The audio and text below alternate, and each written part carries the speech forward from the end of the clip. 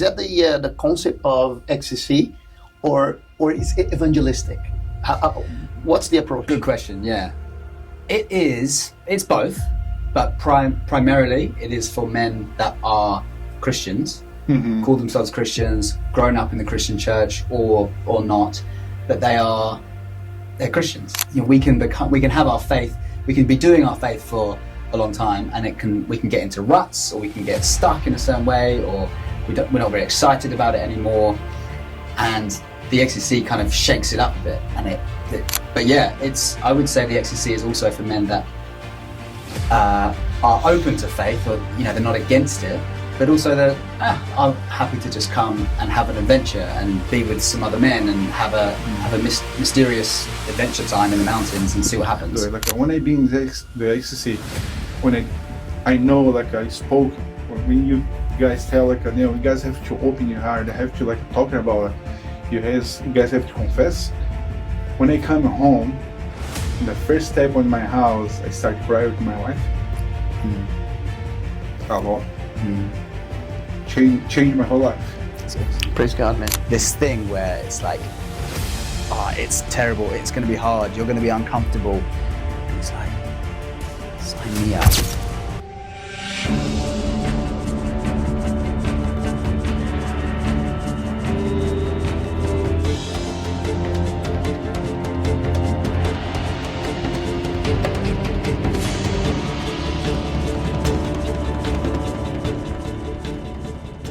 The listeners mainly be, do you know? Yeah. Everybody, man. Yeah. But do you have people from Brazil listening to this? Yeah, cool. for sure, man. Cool. Yeah, 100%. Yeah, because it'll be good to kind of... Yeah, man, 100%. Reclaim that bit. Yes. Most people say this is a face for radio, but sometimes we... Yes.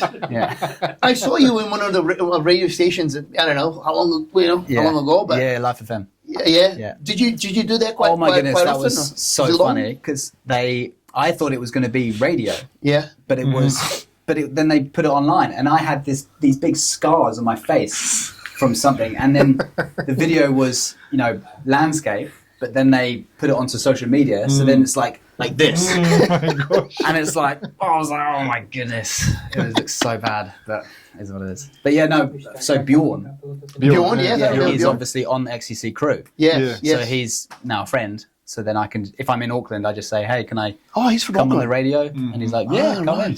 Yeah, nice. So, well, at least sometimes I list them. Yeah. Yeah, it's hard to find the station. Down here. Yeah. Oh. Yeah, it's every morning. I didn't know that. Yeah, 7:00 to... It's actually real good. So many people listen to it. It's awesome. We've had quite a few men come on XCC because of hearing it online. Oh, Yeah. nice. Yeah. Nice. And how's the inscriptions, now? I think we're like 50 something at the moment, which is fine because it's about September that it really booming. Yeah. spikes. Some people are trying to sign on like the day before. Man, it's crazy. Yeah. I mean, if it was me, I'd be like, it's in October, great. I'll sign up in October or whatever. Why do it now? So It's still going to be 100 guys. Yeah, we've now made it so that we could go to 150 if we want. So yeah, Okay. we just don't want to. Every year it's got more people, and now we're getting to the 100, like definitely. So I don't want to turn anyone away. So we've figured out how to make it 150. Makes sense, yeah. Basically, just 15 men at least, or hopefully maximum in each team. In how many? 10 teams of 15 men. How many on the crew? We've got like 24. 25 now? Yeah. I want you. Yeah. Yeah. Well, for anything.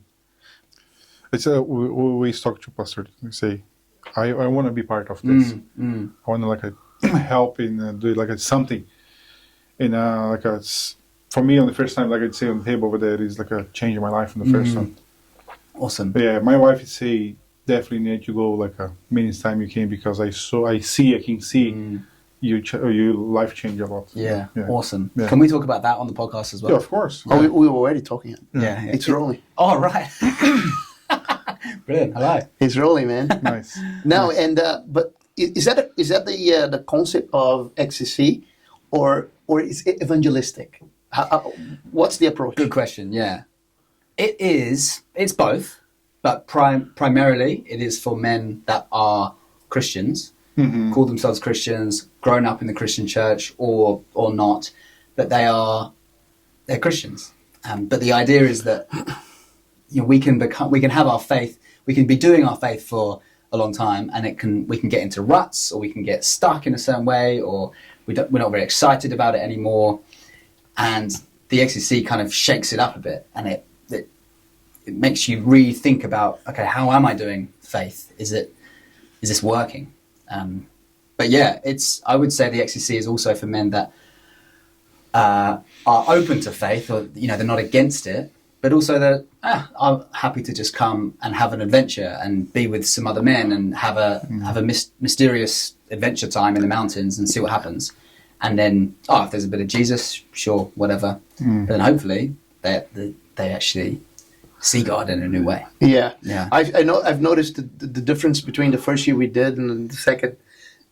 This last time was more directed for you to, once you finish here, guys, there's that place to go. There's a church for you. There's there's people that can hold your hand. There's people that can guide you. It was more discipleship like than the first one. Okay. So obviously it's very premature because I've only done twice, but the first one was really well organized. The second one was, despite the problems we had with changing venues and stuff, yes, it was still, in its core, for me, in my opinion, better organized because it was more focused.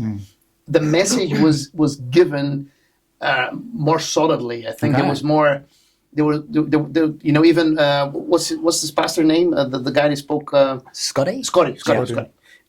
Even when Scotty, the way Scotty approached some of the final messages and the final sort of directives, before we go and so on.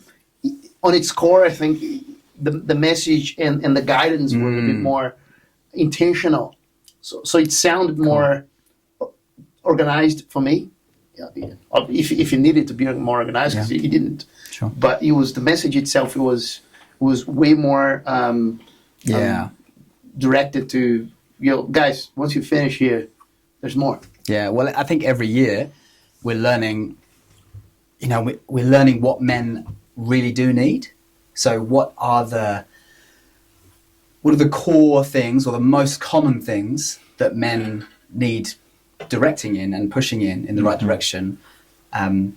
Because we come to things like this, we come to your church and we talk with some men and we hear their stories, and the more men's stories we hear, the more commonalities we see, the more threads we see that are similar, and we can therefore tailor our messages to make sure that they are actually hitting the heart of what men need to hear. So and there's something about the men being together that kind of makes it easier to break some of the walls, some of the barriers that we create ourselves. So I think it's easy. I heard some testimonies that that I don't think they would speak that in different place. No, they would just share there. Absolutely. I mean, we've had it. I mean, we met him just over here actually. But there's some stories that are kept hidden for 40 plus years. And then it's only when you come on an XCC or in a similar environment where you're actually led into, okay, let's be real. Because it's not about, let's go and share some tears or whatever, but it's like, let's just be real. Let's be whoever we actually are. We want to be men we always talk about men, as men, we want to be a man of integrity. Well, what does that mean? That means that we are consistent. We are who we are in this stage, and we are who we are in that stage, whether we're in the mountains or in the home or in the workplace. So if there's any part of you that's being hidden, that needs to change. Yeah. And for some reason, well, we know the reasons, but XCC is a beautiful place where you can actually feel like, okay, I can let the real me out. And people talk about, it's quite funny. In this modern day, it's always like, this is a safe place. This is a safe place for you to, say this or that. You can share now. Yeah, you can share, and the box of tissues is there if you need. But it's strange that actually the mountains, when you're being pushed to your absolute limit and you're, just frustrated and your knees hurt and your blisters are forming and you don't know what's happening and where to go. For some men, that seems to be the safest place for them to actually be themselves. But actually to have it's not just, I can only be myself out there.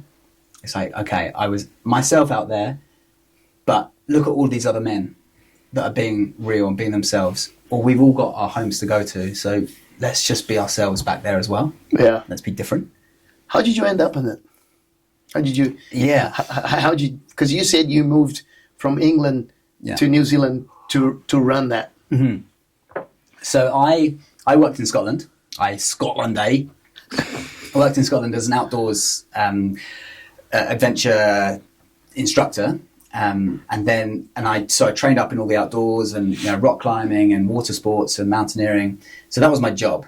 And I worked in a Christian outdoor centre. So my job was outdoors and Christian stuff. So, and then my mate, Tim Prestige, he said, you need to come and do this XCC in Wales. And I was like, I looked at it, and over there it's $500. I was like, man, $500 to do something that I do as a job anyway. I don't really, and I'm working in the Christian world, so I'm not really paid big bucks. So I don't want to come and do this. Money, but then I was moving to New Zealand to start Soul Edge, different program, and I thought, well, Soul Edge is only at the time was 5 months, so I was like, I need something else to do. So you came to New Zealand because of Soul Edge, not because of XCC. Yeah, I think you mentioned on the XCC. Oh yeah, on the last probably one. did. Yeah, you did. Yeah, I actually came for Soul Edge primarily, and I knew that XCC was going to be the second thing that I started. So I'd start Soul Edge, get that running. Once that was good, that would then start the XCC. So I basically contacted the leaders of the XCC in the UK, and I knew that it was called a movement. It wasn't a business or anything. So I said, and I looked at their website and saw that it was in about 20 countries around the world. I was like, how on earth is it on Australia and in Egypt and in all these other places? Yeah, it's in Russia and Ukraine and everywhere. Wow.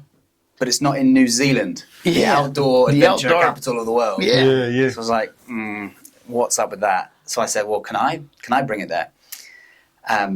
And he said, yeah, you totally can. First thing you need to do is just come and do one, though. Yeah. But this is so funny, I wanted to come and see it and then basically take it and name it something else and do my own thing. Because I wasn't a brother yet. I hadn't done it. I hadn't got that connectedness. But then I went and did it. And I also asked him for a discount because I was like, look, I'm bringing 2 other guys and I can't really afford this. And he actually said, just come and pay whatever you think it's worth. Wow. Which is a smart one. Very smart. Because once I did it, I then paid more than the $500 per person. I paid for all 3 of us, and I was like, this is by far the best men's ministry that I've ever seen or been a part of. Maybe there's better ones out there, but this is the best one I've ever seen. So I can tell that because my first time it has changed my life. Yeah. Right. So I thought, well, no, I don't want to leave this brotherhood. I don't want to change the name of it. I want to be a part of this. I want to be a part of the international community. I want to learn from the wisdom that they've got. And I'll start it in New Zealand and we'll see this happen because this is incredible. So I was in my tent right on the XCC, like writing down what was happening at each stage, only to then afterwards they said, oh, don't worry, we've got a playbook. You can just have that. So I'm like, great. I didn't need to do all that. So then I came to New Zealand and got Soul Edge started, which I can tell you a bit more about the timeline of that actually later, but essentially found loads of people across the country. Every time I would meet someone that had a story that was, that I think men would relate to, I would chat with them and then I would secretly write down their story. And I built up all of these connections of people with different skills, not just in my own church, because I wanted it to be something that was not just, this is what Grace Vineyard does or something. I wanted it to be something, this is just done by Christians in New Zealand. Doesn't matter what denomination or whatever. So we found people from Auckland and central North Island and random spots all over the place. And then when the time came to launch it, contacted them all and said, hey, we're doing this thing, will you be a part of it? But and they were all on board with the idea. This is the crazy thing. If you just verbalize something, if you were told about the XCC beforehand, you will go, yeah, that sounds cool. Like Yeah. going to the outdoors and, be men and, and it's the same as me going to the one in Wales. It's like, yeah, sounds okay, sounds good, I'll do it. But then you do it and you're like, holy smokes. So the crew had never done it before. Whereas in every other country of the world, when they set one up, you have to go. So if you're going to set it up in Germany, you've got to go and do the one in the Netherlands. Yeah. But it's easy for them because they're just, Close by. just drive there or whatever. So then that was the rules, that you had to start, your crew, your original crew, had to go and do one before they launched, your crew launched it. didn't. No, I Didn't was have like, that there's privilege. no way I can get all of these guys that are high quality men, but they're family men. They're they're running businesses, or they're like struggling. I can't get them all at the same time to travel to Australia and do this thing. So, do you know what actually saved us? COVID. Yeah. COVID saved us because basically all the countries were locked down, and I was talking with the international leaders, and I was like, guys, look. I'd love to take my crew to another country and do it, but we just can't, So, and no one knows how long this is going to go on for, this COVID. Maybe this is going to be a 5-year, 10-year thing. Yes, So yeah. what do you want? Us to stop? Or should we push on? And of course, the XCC mindset is like, no, like, let's go. Let's push forwards. So they gave me permission to run my own XCC just for the crew. For the crew. So I just took the crew away, and I got them all to play their own part, but I didn't tell them where it would fit in with the bigger picture. Yeah. So they saw it unfold as we did it ourselves, so that they had their own mysterious adventure. They didn't know where they were going, and they had to make decisions about where they were going to cook and how much they were going to ration out their food or whatever. And it was actually one of the hardest XCCs because it was one of it was the worst weather that I've ever camped in that the wind was so strong, it was tearing open our tents, not the zips, it was ripping the fabric off of the material. Wow. So we had to get up in the middle of the night. And one of our guys, was the camera guy, this was going to be you, Pedro. He'd never been he'd never been on a hike before. We had literally bought him his boots. And so he's in the middle of the night, he's getting up and he's literally delirious and he's just standing there. And Tom, one of our other crew, is like, Alex, just get in the tent, pack up your stuff. And he's like, what? Where are we? Just get in. So we all pack up our stuff and we have to tramp all the way out that night. And it was just Miserable. It was miserable. The Alps can be it was miserable, so unforgiving. It was unreal.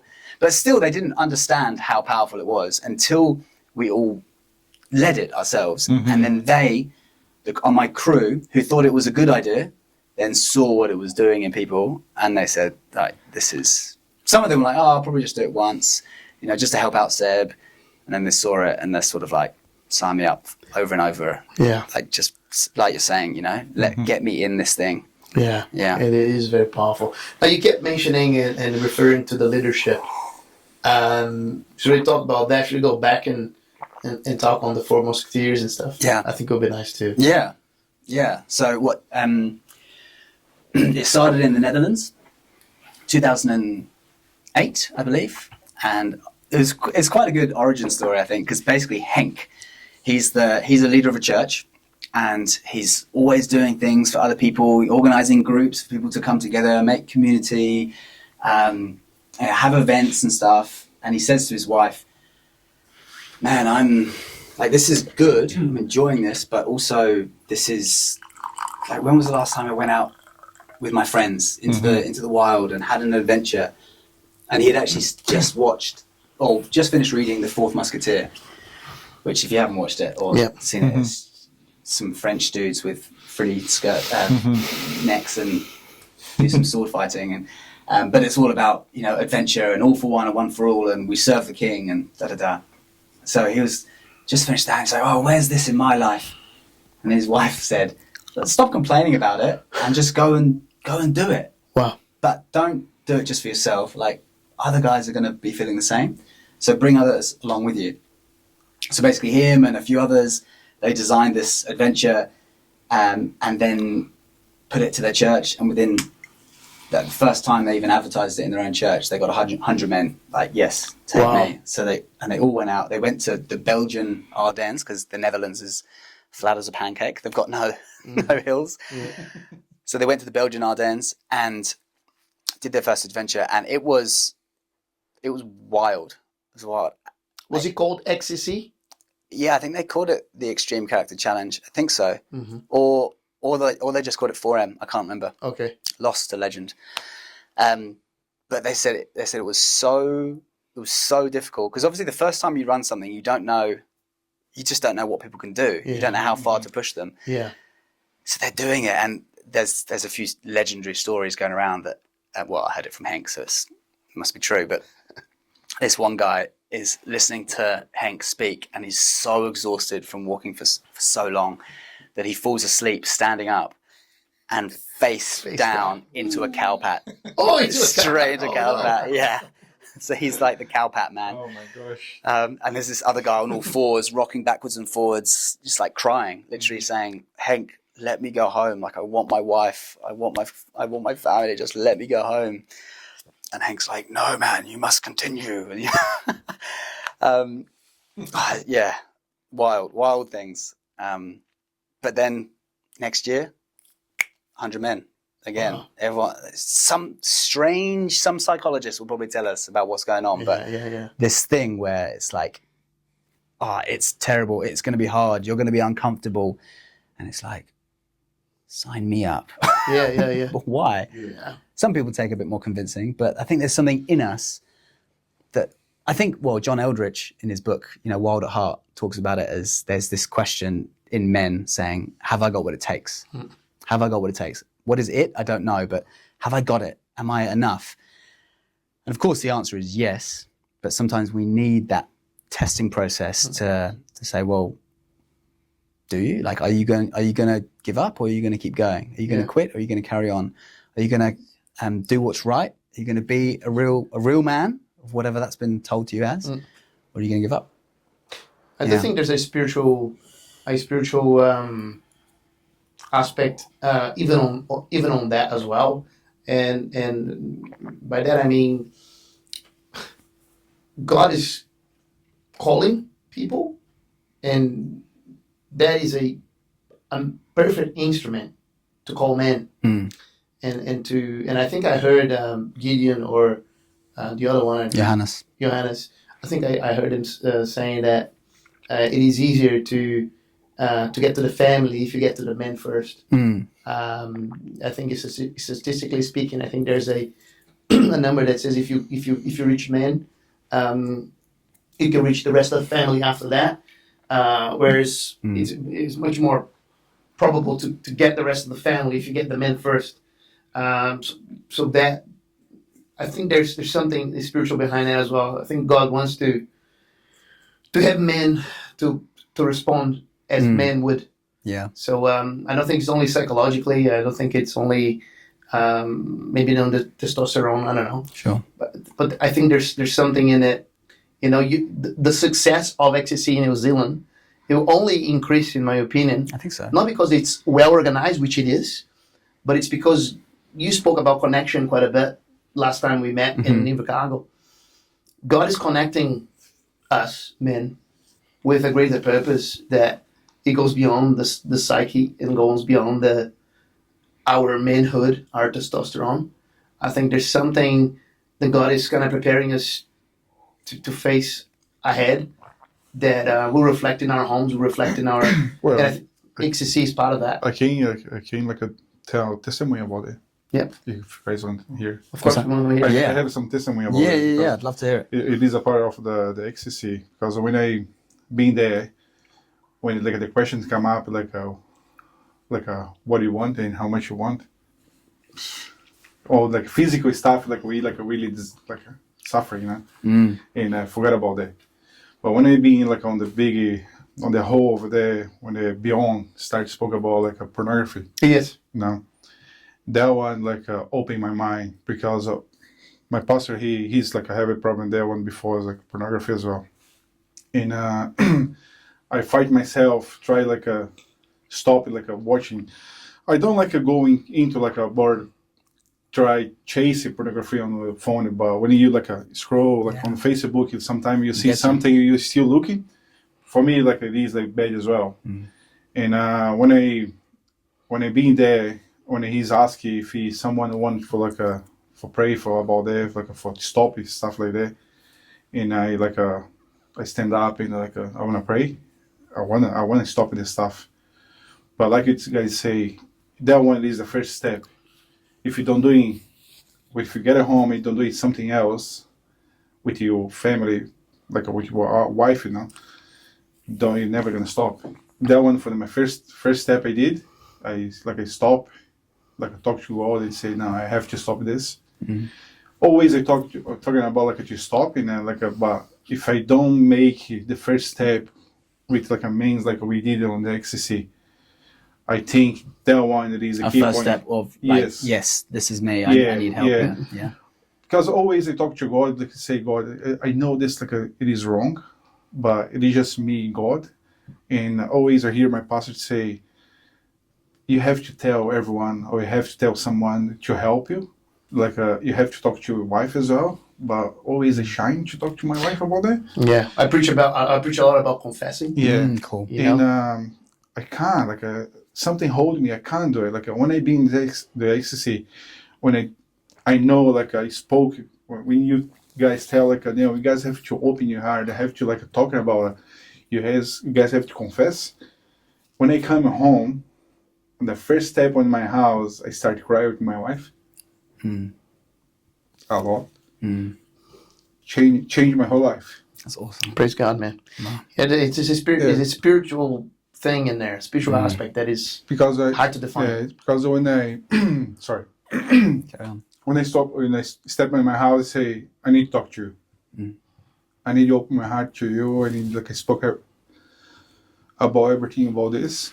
And I go to the room, spoke to her, and she started crying as well. And she'd say, I know you see some stuff. I suffer as well because I think you don't like me anymore. You no, you prefer the videos, you prefer that stuff like that. And I say I know this is a big problem. I know a sin. I know you don't like it. And now I am here just to tell you I need your help. Ask her for help. And I don't want to do this more. I don't want to do I need your help to stop. And we start pray over there, and me and her we go on the knees, I start pray a lot.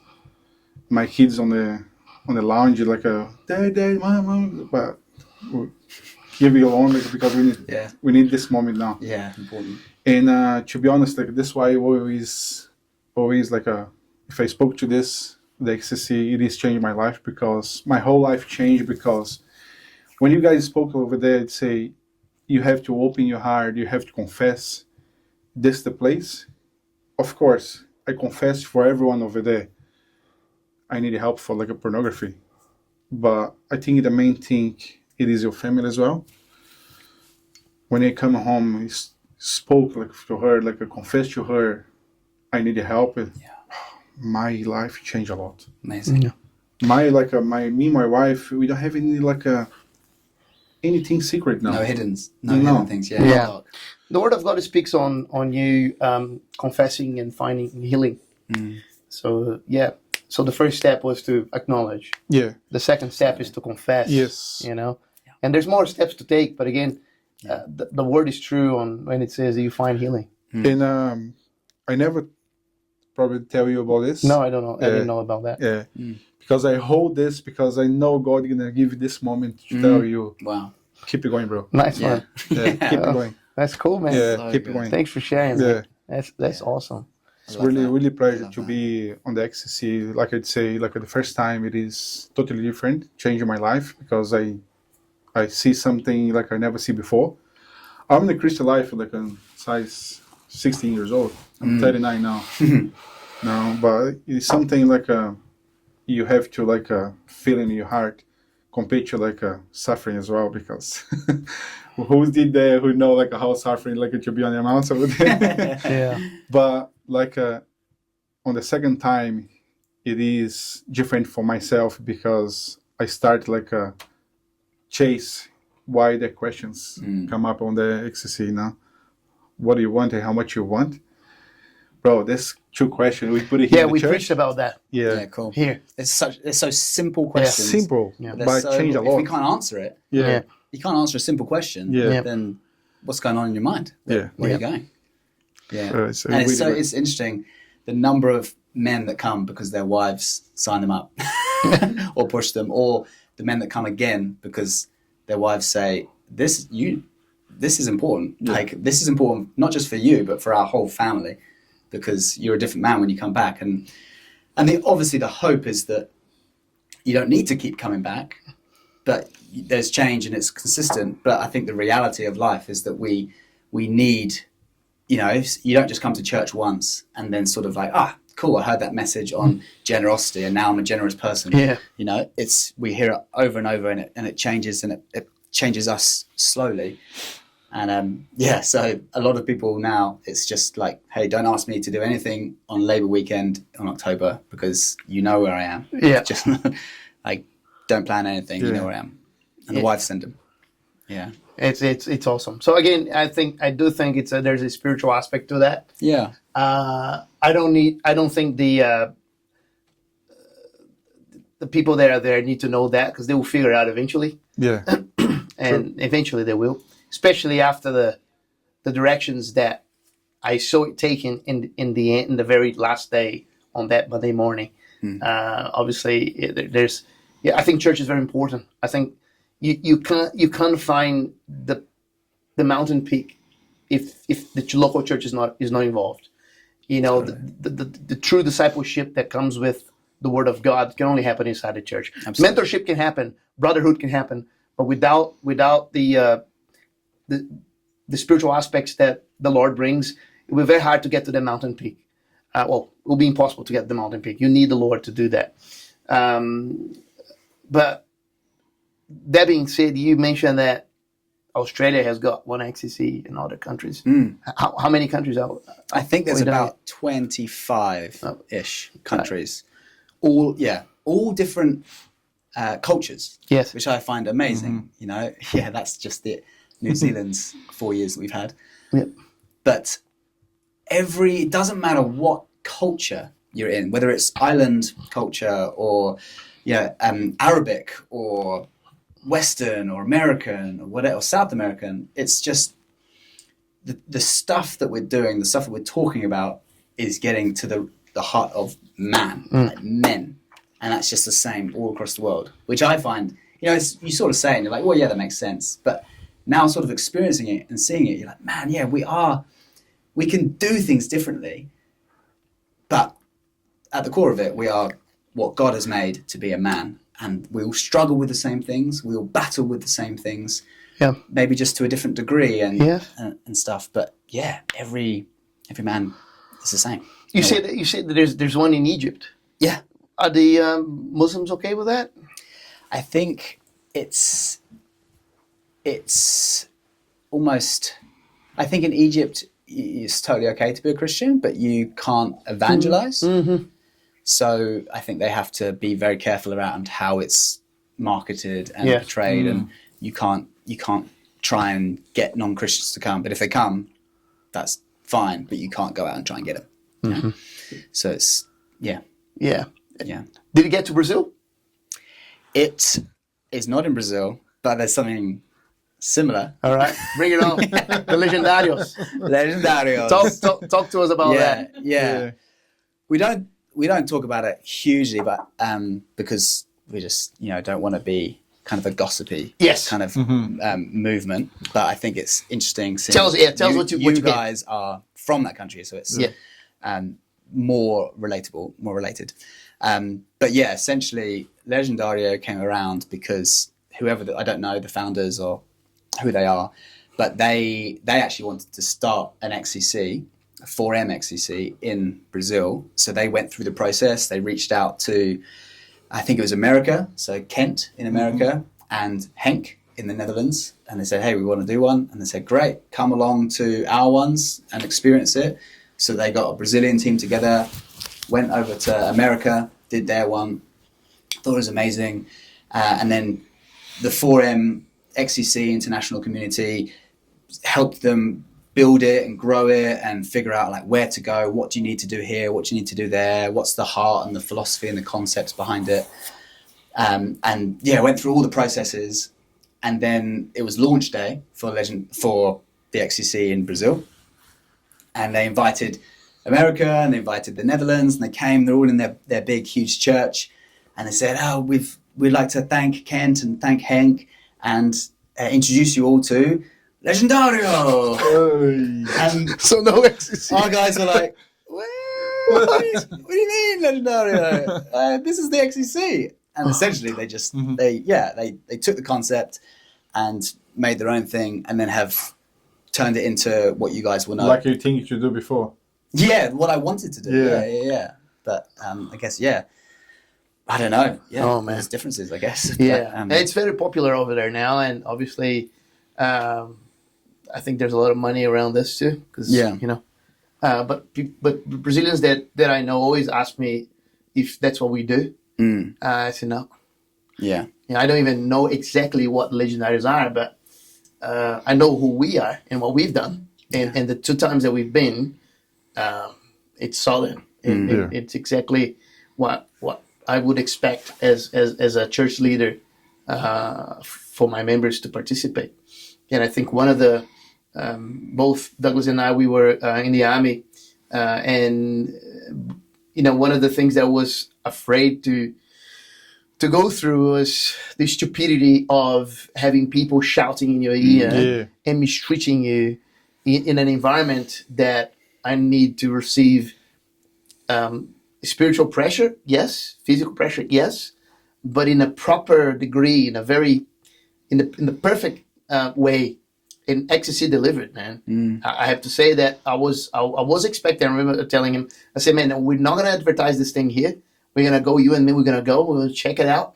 And if there is anything different from what I think it is, because I was expecting the worst, man. I was hoping to, you know, these guys are going to. Well, we traveled from Queenstown to Yeah. Ashburton in like 5 hours and a half, like pretty much on the travel. And he's always, after half an hour, he'd say, "Do you think you're not going to be like that? Do you think you're going to be like that?" How long? Yeah. I was like, we gonna okay, see. they're gonna grind us, and that will be stupid. But that's okay. Let's just go for it. Yeah. And I know that in Brazil is like that, because I heard other people that have participated saying, "Oh man, they want to run it at like the army." Yeah. You know, you want to shout. Even our pastor from our church, he participated there. He was upset with that. He said, "No, we're not going back, and we're not going to advise our members to participate Because it felt humiliating. Yeah. And we don't need that. And in XCC, there's no one shouting in your ear. There's no one mistreating you, or every station that you have to go through it.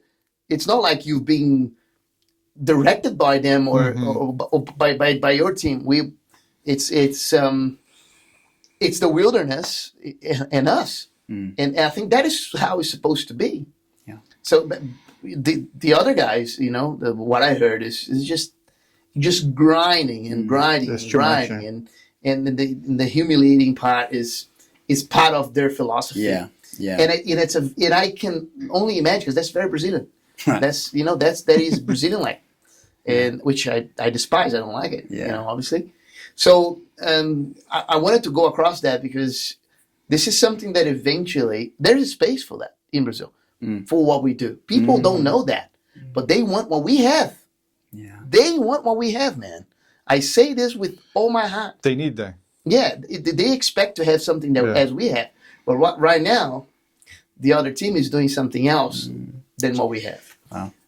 So even our pastor, he asked me to write it down. It's nice that you said there's a booklet. Yeah. You know, because it's probably something that we should look at. Yeah. 'Cause he said, "Can you write it down so I can talk to our leadership and show them what you've gone through, because there's nothing like we've gone through." I said, "Oh, okay." So obviously we never had a chance to talk about it, but Sure. now that we are talking, you know, It's huge, man. It's massively. It's very popular in Brazil. Yeah. Even the president is talking about Really? doing it. Yeah. Really? Yeah, the Lula. Now it is like a more commercial. Like, Very commercial. Some like They've put a great business model on it of Exactly. being able to 100%. spread it far and wide Yeah. and market it in that way. Yeah. Yeah. Has anyone died in XCC? No, internationally. Has someone died in? Oh yeah, more than one. Oh wow. Yeah. Yeah, in my brother-in-law's church in the south of Brazil, from his church, 2 guys died. Oh wow. Yeah, in 2 years. Gosh. Yeah, yeah. What's the reason? Heart attack. Heart attack. Okay. Yeah. So I don't know. Jeez. Yeah. Again, I think what we're dealing with is with something spiritual. You know, it is, and the way the Lord has called men like yourself and the whole approach that in philosophy that you have is very godlike, and I think that's why we have stayed a course in our wall, because I think what we're doing must be. Well, I think that some of the biggest principles that we are talking about is brotherhood and honesty and being like true men of God. So one of the parts of that is, like you said, like I've actually got to share the stuff that's going on inside of my heart. So if I start to feel, particularly as the leader of XCC, if I start to feel pride getting out of place in my heart about this thing, like, oh wow, we've gone for 4 years now and it's grown bigger every year and people love it, da da da da da. I think there is a place for pride because we're co-partners with God. Like God brings the power, but we set the stage, like I talked about earlier. We make it happen. We get the right people and we make a good production. So there is something for us to take ownership of. Yeah, it's a co-mission. It's a co-mission. So we can have a certain level of sitting back and going, I'm happy with this. This is good. And that is called pride. But it's not it doesn't get too much, it doesn't get too inflated, where it's like, this is me. Like people's lives are changed because of me. Because what I've done. And then, but if that does start to happen, it will show in my words and in the way I talk. But I've already set the ground in place with my crew and with my friends to essentially, that they have permission to give me a slap, to challenge me. Slap from a friend can be trusted to help you. They can say, doesn't sound right what we're doing. Like remember, it's not about us. So there's those safety checks in place spiritually, so that this doesn't become some sort of spiritually abusive thing where it's like, because we go out to the mountains, essentially we could do anything. No, there's no cameras around. There's no media. Like, we could be abusive. We could put it, and people are tired and exhausted and stuff, and it's a vulnerable place. So it's an honor to be. And a great responsibility to have such numbers of men and us in front of us that we can influence. And that's a high, scripture says not all of you should be teachers because, you're influencing people. In a sense, we're teachers. We're getting across a message. So it's a high responsibility. I was going to say there's a greater responsibility for you to become a teacher if you want to be a teacher. But we have to remain low. We're not trying to elevate this brand. This is the first year we've done sort of like sweaters and things for people to buy because we've been very like, I don't really want to become like a brand, don't want to become something where it's just about growing the image and making making extra money on this and that and da da da da da. I said at the beginning, if anybody gets a tattoo of XCC, then it's like we've gone too far, if the XCC becomes this thing, people have actually got tattoos now, but not of the XCC. No, they've got it. Not me. They've got it of something that happened to them on the XCC that reminds them of that moment, which is reflecting God. Okay, it's not like, oh, remember the XCC. It was like, remember what God did in me on the XCC, and that's what it's got to remain. If the XCC gets bigger, so the reason we did do these and stuff for people to buy is because we thought, okay, we've got t-shirts, but in the winter no one can wear it and remember what happened to them, and they can't wear it with pride. So let's get a sweater that people it looks awesome. You know? So you mentioned that Ukraine has got a XCC. Yeah. Yeah. Yeah. And is that why you went over? No, Or you went over for different reasons? No, went over for different reasons. So they've got an XCC, but they're not running them for obvious reasons. But they're doing, their brotherhood is strong. So they're doing things to support. So they're rebuilding houses, and they're working with soldiers that have. So they run like a wheelchair basketball program and other sport things for soldiers that have been injured from the war. So yeah, they're obviously not in a place to actually be running XCC, but their brotherhood and their service for all the values that we live out, they're doing it in different ways, which is beautiful. But we went over with our church we sort of did this huge tour around Ukraine and went to lots of different spots, went to orphanages and military hospitals and loads of tiny villages. Oh, great. So this is like just a small village with maybe this is pretty much everyone in the village. It's about 30 people in the room maybe. Do they speak English now? No, so that's why we didn't really stay anywhere for very long, because there's only so much we can do. But we would basically go around. We had raised heaps of money so that we could buy food. So we had food parcels, and when we went to the hospitals, we had medical supplies, and we would say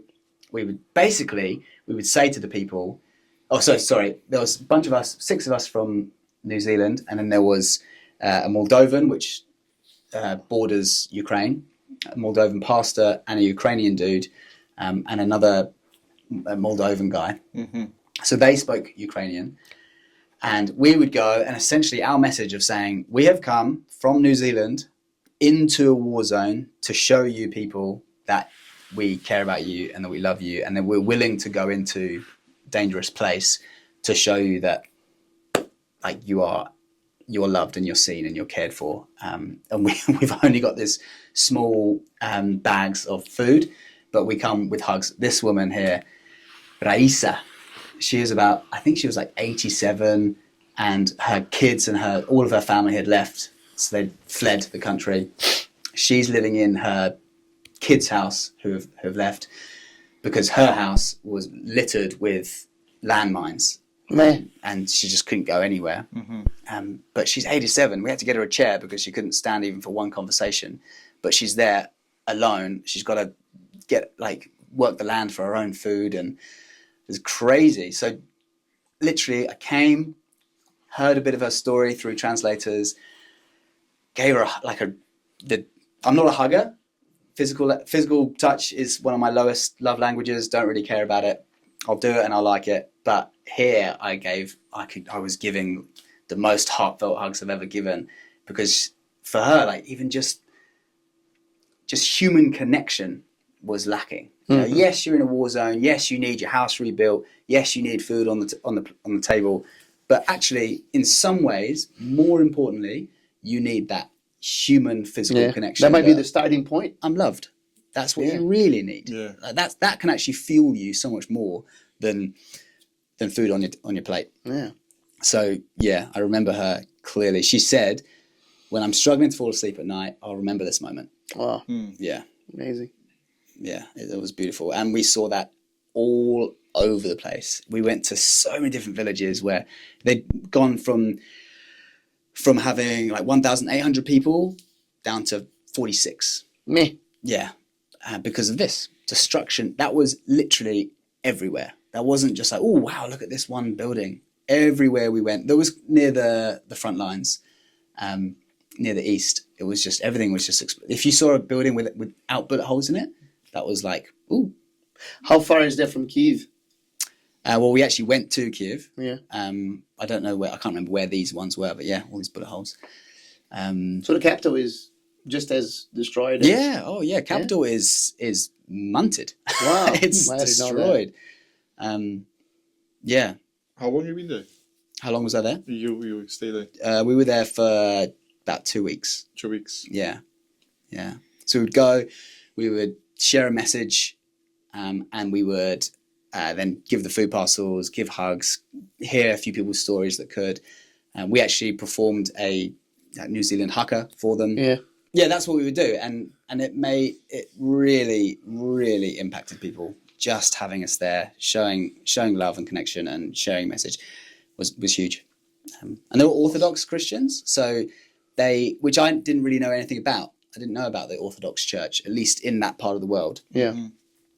But for them, for most of them, I'll say, I can't speak, on everyone's behalf, but for a lot of them, their faith was pure religion. It was just, you go to church, you do the sign of the cross. I don't know anything about a relationship with Jesus. I've never heard of that before. But all their church, it was like poverty everywhere. And then, I shouldn't say poverty, but real, much lower standard of living than maybe we would be used to. But their churches would be huge, and they'd be like gold on the roofs, and they're amazing. And then like next door, this destroyed. Destroyed. So it was really interesting talking to them from that perspective, because they knew who God was and they knew who Jesus was, and they had no qualms or problems with that. But they just didn't know him like maybe we know him, so we could try and change their perspective of that, and show them what we think Jesus is. That's the same sort of feeling I felt when I went to Romania because of the communism. This thing of relationship is not on their books. They're not open for home groups, for example. They're not open to discipleship. They're open to go to church and go home, because of their communist past would abuse of their homes or their trust or their relationship. So they're not very open to that. So their religion, as you said, is just, their faith is go to church and go home.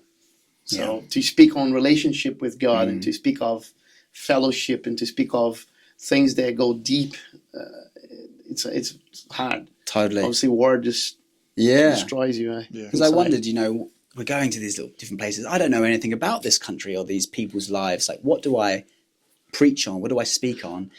And I thought, well, could we preach on, just encourage them in the war and all that? But I thought, well, what people really need is to know the living God. And then whatever, once they've finished eating this food parcel, if they can actually have the Holy Spirit and a connection with God beyond that, then they've got, well, as Jesus says, a well that will not dry up and living water. So I would speak on that, and I would try and, I wouldn't bash the Orthodox Church, but I would sort of just talk about what we know it to be. And we had some Ukrainian Bibles that were donated to us. And, I was just standing in the middle of the street or in a bus stop or in just some dirt road, and we would speak about this Jesus. And I thought about sort of having the box up here and saying, hey, if that resonated with anyone, come and grab a Bible if you want one. They're here. But I thought, actually, no, what we do need as humans is if you realize that something is worth having, it does need to be a level of boldness. So I would say, like, if you want to know this God that I'm talking about, then you need to find him in this book. So do you want one? Yes. A very straight, like, if you want it, then step forward and read this. Don't come and take this book if you're not going to read it. Come and take it and read it. And I was nervous about doing that, because whenever you do something like that, you're kind of like, oh man, if there's no response, then I'm going to look a bit stupid, and it's like, there'll be bad feedback for me. But my goodness, we ran out of Bibles. People are desperate. People wanted it. And I said to someone there, one of the pastors, I said, man, in New Zealand or in the UK, would not have got that response. Like, what's going on?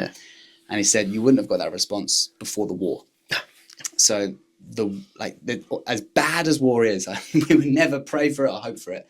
But one of the upsides is that people recognize, okay, what am I living for? What is this all about? Like, you see these people just like the enemy destroying people's homes and lives, and you start to ask bigger questions. And like, what is out there? What are we living for? What's the solution? What's the hope? So when someone comes and says, this could be a solution, this could be a hope to the pain that you're feeling. I can't take away the war. So that's what we would talk about. We would say we can't stop the enemy doing what they're doing, but we can teach you how to respond to it. Probably one of the hardest messages that I chose to give them was the message of forgiveness, like forgiving your enemy. Can you imagine? And I've almost felt like, look, can I really do that as this English guy from New Zealand coming into a war zone for 2 weeks and saying, hey, love and forgive your enemies. Like, can you really do that? But we gauged it, and I guess I didn't say you need to do this, but I said, here's what Jesus does. He actually transforms our heart so that even when the enemy comes and does what it does, it can cap their destruction at your building and your car and maybe your life, but it can't get to your heart. Yeah. So if you look after your heart by loving your enemy and forgiving your enemy, then yes, they can blow this up and blow that up and they can destroy your home, but you can still be at peace and you can still live with joy in the midst of this rubble. So I guess that's what we offered to them. Yeah. It's not like, hey guys, to be a good Orthodox Christian, you must forgive your enemy. Yeah. You know, it was like, do you want this? Do you want this peace in the midst of this destruction? Yeah. You spoke about joy. I always say that there's a difference between joy and happiness. Happiness is usually the consequence of a very material act or something, a consequence of something. Now, joy is a fruit of the Spirit. Deep. Yeah. Everything is destroyed. But how can you get joy? Well, I don't need anything to be good to be joyful, because it's a spiritual. Yeah. It's a divine gift. It's a fruit of the Spirit, right? Yeah. I love that. Yeah. Can we go into because you presented at church today? You present Soul Age, the Father Challenge, and obviously XCC. We've already spoken about that. Mm-hmm. So you first came here to New Zealand to introduce the Soul Age. Yeah. So was that as popular at XCC? How is that going? I don't know much about it. Yeah. So it is really popular, but we only take 16 students at a time for 5 weeks. So we actually started out doing it for 5 months, and it was we would do basically 5 days of teaching, 2 teaching sessions a day. We would have daily running, daily workouts. We would eat together, and we'd have about 2 hours of sort of quiet time in the morning. So you'd wake up and you'd go straight into like not talking with anyone, and you just got your Bible reading, your journaling. You've got directive stuff to grow in your faith. Nice. And we still do all of that, but we've now condensed it into 5 weeks, because we found that basically it wasn't hard to find students.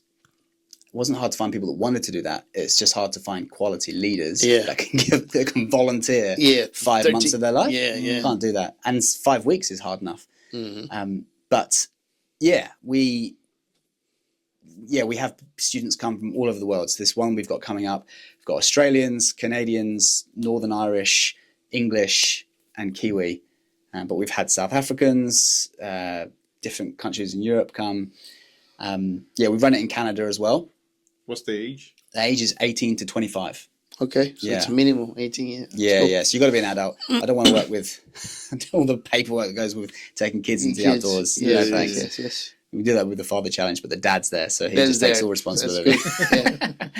But really, it's about 18 and up, because people they finish school, and it's when you're in school, you just do what you're told to do. You go to class. Life's about getting good grades or having and spending time with your friends. But then when you get a bit older, it's like, okay, what do I actually want my life to be? What I think is important. And we think if you can solidify what you understand God to be and how to do a relationship with Him before it gets crazy busy, like you guys will know when you've got family and you've got kids and you've got a business, and then when you're serving at church and this and that, then life is busy, and it can actually be really hard to continue pursuing that or giving the time and space you want to grow your own faith. So if we can learn it from a young age, then you can take that into any area and aspect of life, any stage of life you're in. So we give people the rhythms and the routines needed for personal growth. There's a lot to it. And where is that? In Christchurch? We travel. So it's called Soul Edge Nomad, because we're basically nomadic. We jump in the vehicles and we go to all these different spots around the South Island. So that was when because when we were 5 months, we would be based in one spot, 5 days of teaching, and then we would go and do an adventure for the weekend and come back. But then when we changed it to 5 weeks, I was like, man, I don't want to do less adventure, but I also we don't have time to do adventure and teaching at different times. So we thought, okay, well, actually, what we need to do is do adventure and teaching at the same time.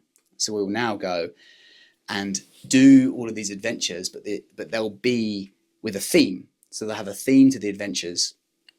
I don't want to say what they are because so there's a bit of a mystic sort of thing behind it as well. Yeah, there's mysterious and yeah.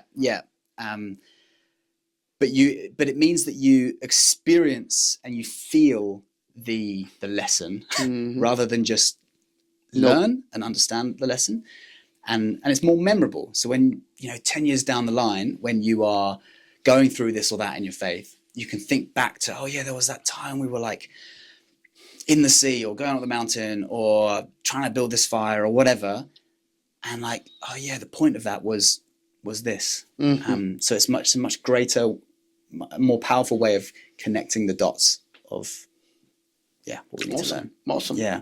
Amazing. Yeah, it's a really special time, and it's community for 5 weeks, 24/7, every single day. You're just with the same people over and over, and you get to know. You think of how close you got with people on the XCC. Imagine spending a month for 5 weeks. Yeah. It's and people don't want to leave. People often come and think, "Well, it's a really long time," and then they're like, "No way, is this about to end?" They want it to end because they're absolutely exhausted because every moment is jam packed, but they don't want to leave the people behind. So we give them an opportunity to actually go to Vanuatu on mission. So it's not led by us. It's not a soul edge thing, but we say, "Hey, if you want to carry this on, and if you want to put what you've learned into practice, go and do a mission in Vanuatu." So we point them in the right direction, and we say, "Go." Which is a bit rogue in this day and age. There's a lot of space for that. Yeah, I love it. Yeah. It's a bit rogue in this day and age because it's all about covering your own back and like, oh, if you send someone off into here and they get injured, then it's going to come back onto you. And I did think about stopping sending people because last year we went in a different season to the year before, and it was the rainy season and it was like real humid and people would get a cut and then it would never heal. Never. Yeah. Because of just so humid, and then flies would get in and they start laying eggs or whatever, and then it gets infected. And I was like, oh my goodness, I've sent all these young adults to get into a place where there's not great medical care, and they're just like getting all these they're sending me pictures of these terrible wounds. Oh, I felt terrible. Yeah. And I was like, I'm not sending anyone ever again. But then Selvin, the woman that we partner up with over there, she was telling me about how much ministry growth had happened. So the youth group had grown to this huge scale and people were meeting with Jesus, and our students, the Soul Edgers, were saying it was almost more powerful than Soul Edge because they had to step up and not be led anymore, but say, okay, what do I want? How do I want to love people and bring the kingdom? So plus they will see the fruits. Yeah, they see the fruits. Yeah, firsthand. So it was like, okay, actually the cost of all of that, the kingdom growth and the character growth and all the things that are most important in life are you run a risk of getting injured or whatever. Yeah. And how can I stop that? It's worth it. How can I not send people there? Yeah. So we do that. And it might come back and bite us in the butt one day. No. It might. Yeah. Someone might try and take us down, but hey, if we get 5, 6, 10 years of great life transformation, we'll take it. No, it's great. I think Vanuatu is because we've been there. It's a great place for that. It's definitely a great field to see fruits when you put the effort on. It's they love the white people. They love that. Oh, so friendly. They're so friendly. They want to see you back there. And once you in more than our Western society. They wait for you to a point where they're not waiting for you anymore because they know you and they want to be part of your culture and they want to relate with you. So there's a point in time in their culture that you don't need to be invited anymore. It's like you don't go to the bush and ask permission. You must be invited first. Yeah. Because if you do that, it's it's disrespectful. Almost, it's disrespectful, and it's almost we don't want people here. Just walk into someone's home. Yeah, exactly. Yeah. That's how it is. But if you are invited, and then you invited again, and they know you and they invited again, they'll come to a point where maybe it's 3 or 4 years. I don't remember that. You can just go. You're part of them now, so you have free access. So we saw that happening. We've got other missionaries that went along with us. They had free access, and they actually they were known. Oh yeah, this Roberto is one of the footballers that went with us. He introduced football there to some of the tribes. He's well known there for 4 or 5 years, and all the tribes know him, know his name, know of him. So it's like the word is it's like their WhatsApp. The word just goes around, and for some reason you just get you're with Roberto. Come on, let's go. So it's like you have access now. Yeah. So you can preach, you can pray, you can do things that before you wouldn't. So it takes a bit of time. That's good. They got to trust you. Exactly. You develop a little bit of a trust. They ask you to dedicate your children. Huh? They ask you to dedicate a tree. Child. Yeah, exactly. Yeah. I got there the first night that we were in the tribe. The missionary said, "Oh, there's a child dedication tomorrow in church. If since you are the pastor, you want to do it?" I said, "Sure. I love to do that." So I did it, and then in the end, that was the grandchild of the chief of the tribe, and the chief invited us to go eat with him. So again, that's slowly their relationship, to a point where it's just part of the community, and then you can preach, you can pray, you can, you can do things that just, if you go there once, you wouldn't be able to. And I think it's interesting. A lot of people sort of they don't know if they agree with short-term mission, and I didn't know if I did either, because you're sort of like, how much impact can you make if you go for 2 weeks? Like, what can you really do? Is this white savior kind of thing where we come in and we're like, look, you peasants, we've got the answers because we've got Western ways and stuff. And obviously it's absolutely not that. I think the white savior idea is a thing in our heart that we need to make sure we've got sorted before we go. But if you go for 2 weeks, hey, look back on it. Does it actually have fruit? Do the people that are there grow because of you going? If they do, amazing. Carry on. Sure, you can get loads out of it as well. Often people say, I got much more out of it than them. I'm not up for that. Like, if I'm sending teams, I don't want my team to get more out of it than the people I'm sending them to. It's got to be the people that you're going for. But if we get something out of it as well, that's just seems to be the way God works. He doesn't he builds everything. Yeah. In sorry, man. In Vanuatu specifically, I just felt that they need a lot of help. They need so much. Obviously they need the money, but they need the personal. Yeah. They need the skills. Just like Ukraine. Yeah. They need it. There's nobody there. Yeah. And they want it. They enjoy it. It's like we can run off the back of the novelty factor of like, the New Zealanders are here or the Brazilians are here. Like, let's go and hear what they've got to say, rather than like, it's Tony that we've heard a million times this year. But it's like, we all love a new event. Like in New Zealand, we love Easter Camp. Let's go to Easter Camp, or let's go to the XCC.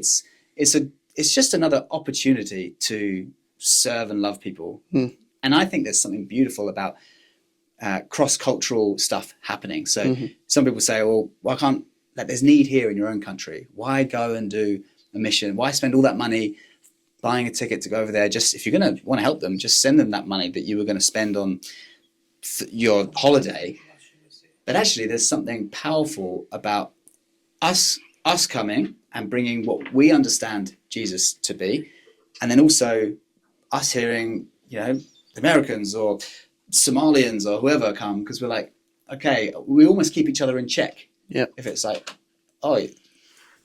you sort of like lift up the leader like heaps in your culture. That's just like a done thing. Like the leader gets all the money and all the respect and all the praise, but then the congregation get almost trodden on a bit. We can or others can come in and say, that's not really how Jesus did it. So we keep each other in check. Yes. So I think it's super valuable. Yeah, for sure. Yeah. Now, there's something about the personal, It's like us, we can have the FaceTime thing happening here, but having you here is a whole different game. Like Paul would write amazing letters to their people, to his people, but he wanted to meet them face to face. They wanted to relate. Totally. Something about the fellowship. Totally. It's obviously, You know, it's something about us hanging out and eating together, and we do that really well. We eat together really well. Absolutely. Black meats. So the Father's Challenge, is Yeah. that similar to the Soul Edge? No, it's very different. It's a weekend, so 3 days. Arrive Friday, leave on Sunday. But that is specifically around fathers stepping into the journey of their teenagers. So sons and daughters. It's not a father-son thing. It's father, son, and daughters. And the idea is these teenagers are becoming adults, becoming men, or they're becoming women. And are we... we don't sing Kumbaya. I forgot I made that.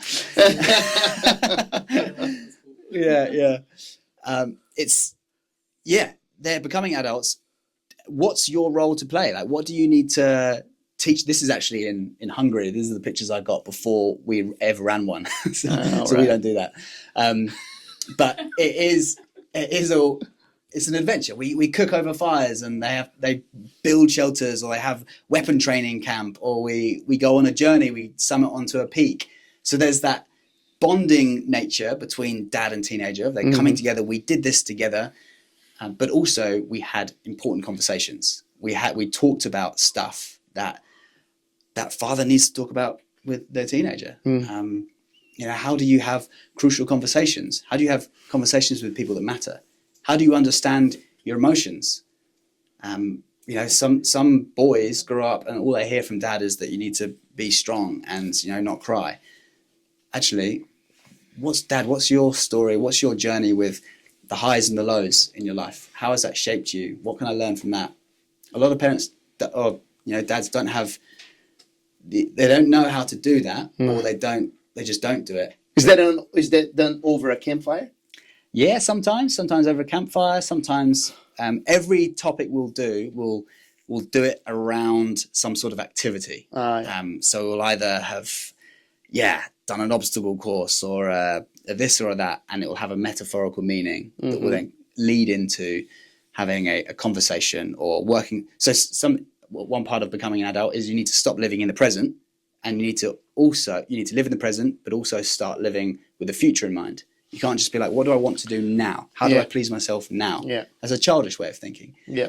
But adults think about, okay, how can I enjoy myself now? But also, what am I moving towards? What goals do I want to set? So you're treating not only the son or the daughter, but also the father. Yeah. As you go across that message. Yeah. Well, we set that. We say this is an important thing to do. You need to be able to set goals. You need to be able to look to the future and think, this is what I want to do. So, father, teen, sit down together and come up with some goals. So, dad, what would you like to pass on to your teenager when they get to 18 and they leave, if they leave at 18? What do you want to make sure that you've taught them? Is it something physical? Like you want to make sure that they know how to change a wheel on a car, or they know how to read a map, or even read the Bible properly with like commentaries or whatever. What do you want to pass on? And are you doing anything about that? Or are you busy with this and that and life and and you forgot that actually there's some things that I want to tick off in my teenager's life before they become an adult? Nice, yeah. And then also, teenager, sure, you love playing Xbox or Fortnite or whatever it is, but also, what would you like to move towards? Oh, you'd like to learn a language. You'd like to juggle. You'd like to get a job. Yeah. Well, what do you need to do to move towards that? And they can come up with a plan together, and the dad can then hold them accountable. Like every week, they can be like, okay, what have we done to move towards that? Have you put money aside in order to get driving lessons or whatever, So it's just reminding them, what do we need to be doing, and how can we do it together? And where do you run that? That is it at Castle Hill now. So that's you know where it is. Castle Hill? Yeah. Wow. Yeah, all those beautiful rock formations and the last year. Yeah. I almost being there because you I put it two spot on for free. Remember I talked to you on the phone? Yeah. And I sign everything up, and when you show me the address up on the Craig Quarter. Yes. Oh bro, I can't handle too that. far. Too far for me. Yeah. But now it is close. Yeah. Yep. Yeah. Wow. So yeah, it's think about it now. Yeah, come along. Yeah. Yeah, It's no, a powerful cool. time. It's powerful. It's a really powerful time. And I think people, what I've noticed is when I talk about it, people are craving a kind of rites of passage type thing where like, yes, I'd love to go on the XCC where I can do something for me. But most men that have got teenagers, they are really thinking like, how can I invest into their life? Yeah. You give them an opportunity that I can go on an adventure with them and we can have like some personal time. Yeah. And like they're up for it. They're really up for it. What's the age of the... That's 13 to 17. 17. Yeah. Nice. Yeah. Best age is probably like 14, 15. Because they're ready to talk about deep things. And how many people get involved? We've only done one so far. So we're looking for it to grow. But we would like between 25 pairs, so 50 people, and 100. Okay, that's a lot. Yeah. It's going to be good stuff, so we want to make sure we don't want to run more than one a year because it takes a lot of work. Yeah. But if we can bring more people to it, that's a And better is So model. Edge running only once a year? Yep. Okay. Yeah. All these things are once a year at the moment. Yeah. So the biggest question we get here is women's XCC. Yeah. There we go. Yes. When is Yeah, it yeah. happening? I tell you, we tried to start it Yeah, I remember a that. couple of years ago, or a year or whatever, and we didn't succeed. And there's enough desire for it. There's enough women that want to do it. I've just got to find the right leaders, the people that can put it together. Yeah, Because it's hard. believe it or not, I can't lead women in the same way. Yeah. Who can? Yeah. You don't marry yet. Yeah, I'm not married yet. I don't know. I think I know, but people keep telling me I don't know. But, no, so I hope it will happen. When we find the right leader that can do it, the right leaders that can do it. Yeah. But yeah, there's a hunger for it for sure. Yes, for sure. Mm. And is XCC going anywhere else? North Island will be next. North I Island. hope, because one of the biggest things is, sometimes the airfare for people to get from the North Island to the South Island is more expensive than the actual XCC. Yeah. So we really want to get it into the North Have Island. you found a place there? And we haven't found a place yet. We've got a few options, but there's not as much slimmer pickings up in the North Island than there is down here. We want the environment to be awe-inspiring and it to be incredible. But a lot of it is inaccessible land.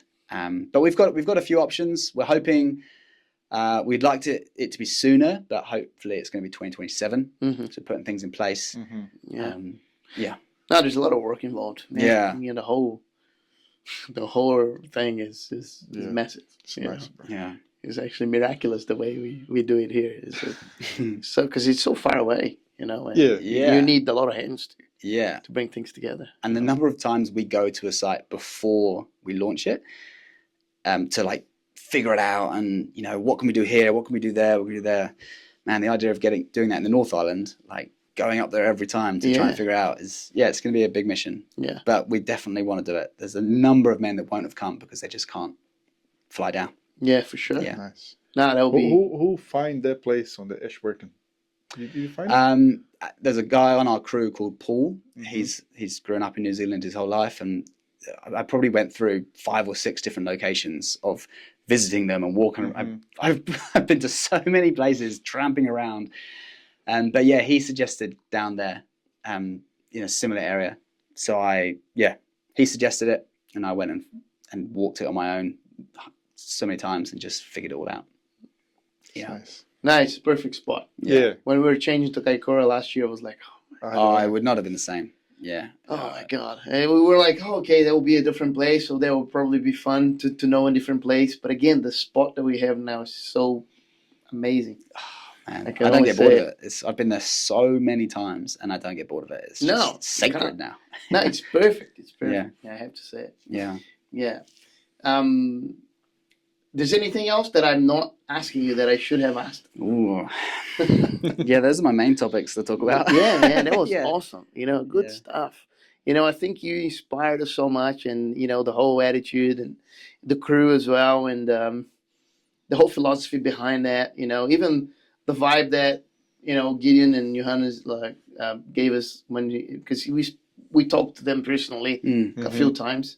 It's same heart. You know, what you preached here today, you know, it's like, I'm hearing myself preaching there, man. I know. It's Yeah, not, it's nice. like, it was great, because I didn't ask you to do it. You know, I said, look, just do your thing. And you were so into it. And I was like, man, it's like, he's actually talking to what I actually talk all the It's time. sanctification, all they spoke about. Yeah. Oh, cool. Man, really, it's amazing. Cool. Like, because the church needs to hear that, and for our local church here, it was great. I mean, I appreciate it. We're inspired about that, and I think with all that, the whole deal that we have stayed the course on the wall is because we believe in what we're doing, and we know what we're doing. You know, and when we first connected with the first XCC, I knew that you believe in. I saw you and I saw this guy knows what he's doing. He believes in what he's doing, and the whole organization is real. I didn't know who the organization was, or you know, but whatever it was working. I said it's worth it to go back. So we managed to take 19 people last time, 18 people. 18. Yeah, and we'll try to to make a big There's number some this year. few means in the can be last year, but we're gonna do that. Try do this year. Yeah, we'll see. We'll see how we go, but. Yeah, no, you have a good partner down here. We'll definitely help to promote, to speak well about it. You know, because we've been there, so we know what we're talking about. Yeah. So we're not blindfolded, and I think more than ever, men need the boost. You know, need the attention. Yeah. You know, more than ever, men, fathers, you know, So. need that Yeah. emphasis. I'm a great believer that. We need to grab men and minister to them, I think disciple so. them. And I think I hear people say quite a lot that we don't know what it means to be a man anymore. Like, I think we've kind of got this idea that back in the day, people knew what it was to be a man. I think they don't really know, though, because no one was back in the day. Yeah, We weren't exactly. there. But we've got this image of the man back in the day that was a lot more manly. But actually, who knows? Maybe they were more shut down and they weren't in touch. They weren't able to have important conversations because they didn't want to show, a vulnerable side of them. Yeah. Who I don't know what they were like back then. Yes. All I know is what men are like now. Yeah. And we want to know. Men want to know, what does it mean to be a real man? Yeah. You know, does it mean that I'm big and I'm strong and I'm courageous and I'm like a lion or whatever? Like, yes, it does. But what does that mean in reality? And the best way to find that out is to go and spend time with other good men. Exactly. So that's what we do. We gather a lot of good men together. We put them in the same place and we say, hash it out, figure it out. Yes. What was your dad like? Was that a good model or was that not? Do you want to be like him or not? Well, if you don't, what are the aspects of him that you don't want to be like? And if you do, what is it that you do? What would you take? What would you leave? And what about your dad? What about your brother? What about you?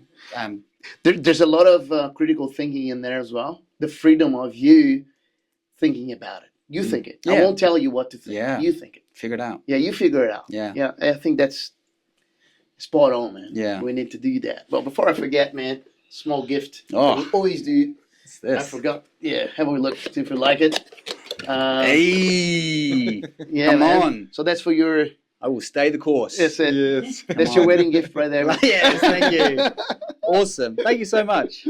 Guys, I've loved being here. Man, This is- thanks for coming, man. You know, I've traveled to a lot of places and preached and stuff, and you guys know how to treat guests well. And man, you do stay the course. You are doing what you're doing. Everyone here is doing what they're doing because of the mission of Jesus. It's not. Yes. There's no one's paid. No one's. Yes. All of this is to build the kingdom, and I love that. You guys are doing such an incredible job. Thank you. It's beautiful, and I think we've got friends for life here. We do. Yeah. We do. Thanks, Ed. Yeah. God bless you, you, brother. guys. Cheers. Appreciate it, man. Appreciate It was it. great, Thanks, man. guys.